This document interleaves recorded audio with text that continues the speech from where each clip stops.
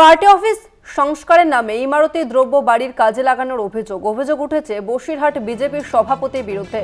রাজ্য সভাপতিকে লিখিত অভিযোগ সংশ্লিষ্ট ব্যবসায়ীর। এই ঘটনায় বিজেপির অন্দরে ব্যাপক ক্ষোভ প্রকাশ্যে এসেছে। অভিযোগ উঠেছে বসিরহাট বিজেপির সভাপতির বিরুদ্ধে। পার্টি অফিস সংস্কারের নামে ইমারতি দ্রব্য বাড়ির কাজে লাগানোর অভিযোগ উঠেছে বসিরহাট বিজেপির সভাপতির বিরুদ্ধে। এই মুহূর্তে আমাদের সঙ্গে ফোন লাইনে রয়েছে প্রতিনিধি সঞ্জিত চক্রবর্তী। সঞ্জিত, ঠিক কি অভিযোগ উঠেছে বিজেপির সভাপতির বিরুদ্ধে? সাংগঠনিক জেলার যে সভাপতি রয়েছে তাপস ঘোষ, তার বিরুদ্ধে গুরুতর অভিযোগ হয়েছে বসিরহাটের এক প্রতিষ্ঠিত ব্যবসায়ী, অর্থাৎ তার মার্বেল পাথরের দোকান রয়েছে। তার অভিযোগ যে বসিরহাটের যে টাউন হলে কেন্দ্রীয় যে বিজেপির কার্যালয় রয়েছে, সেই কার্যালয় সংস্কার নাম করে বিপুল পরিমাণে অর্থাৎ লক্ষ লক্ষ টাকার সেখান থেকে পাথর আনা হয়েছিল। পরে জানতে পারা যায় সেই পাথর বাবদ প্রায় ৭৭,০০০ টাকা কিন্তু সেই টাকা বকেয়া পাওয়া রয়েছে ব্যবসায়ী। বারবার জানিয়ে কিন্তু ফল না পেয়ে তারা রীতিমতো এবার রাজ্য সভাপতির দ্বারস্থ হয়েছে। ইতিমধ্যে ডক্টর সুকান্ত মজুমদারকে বিজেপির যে সভাপতি আছে তাকে বিস্তারিতভাবে রিপোর্ট দিয়েছেন, অর্থাৎ লিখিত অভিযোগ করেছেন ওই ব্যবসায়ী যে বারবার টাকা চাইতে গেলে বিভিন্ন সময় হুমকি এমনকি ভয় দেখানোর মতো এই অভিযোগটা এনেছেন। পাশাপাশি এই নিয়ে কিন্তু রীতিমতো রাজনৈতিক চাঞ্চল্য চলছে।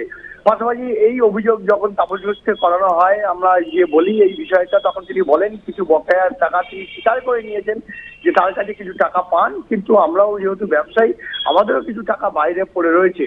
কিন্তু এই নিয়ে কিন্তু এর বেশি তিনি আর কিছু জানাননি। ইতিমধ্যে কিন্তু তৃণমূল নেতৃত্ব অর্থাৎ বসিরহাট বিজেপির যে অভিযোগটা করেছেন তার পাশাপাশি বিরোধী অর্থাৎ তৃণমূল তারা শাসক দলের নেতা দিলীপ ঘোষ তিনি দাবি করেছেন, বসিরহাটের আইএনটিসির সহসভাপতি বলেন যে বারবার যত শাসক দলের উপরে যখন কাটমানি একাধিক দুর্নীতির হয়ে বিরোধী তথা বিজেপিরা সরবর, এবার মানুষ বিচার করে দেখুন কিভাবে দলীয় কার্যালয় অর্থাৎ দলের পার্টি অফিস বানানোর নাম করে টাকা নিয়ে পাথর নিয়েছেন, নিজের কাজ করেছেন, দুর্নীতিতে জড়িয়ে পড়েছেন কেন্দ্র রাজ্য বিজেপির নেতারা। আর লোকসভা ভোটে যেভাবে ভরাডুবি হয়েছে, 2026-এ যে বিধানসভা নির্বাচন হয়েছে তার আগে এইভাবে যেভাবে মানুষের থেকে বিচ্ছিন্ন হয়ে পড়ছেন, তাতে কিন্তু মানুষই বিচার করুন। এই নিয়ে কিন্তু শাসক বিরোধী একের ওপরে অভিযোগ করেছেন, যে গুরুতর অভিযোগ এনেছেন। এবার খোদ যে বিজেপির সভাপতির ওপরে যে বিশেষ করে যে টাকা না দিয়েছেন, পাথর নিয়েছেন বা বসিরহাটের যে মির্জাপুরে এক ব্যবসায়ীর কাছে রীতিমধ্যে তারা সোচ্চার হয়েছেন।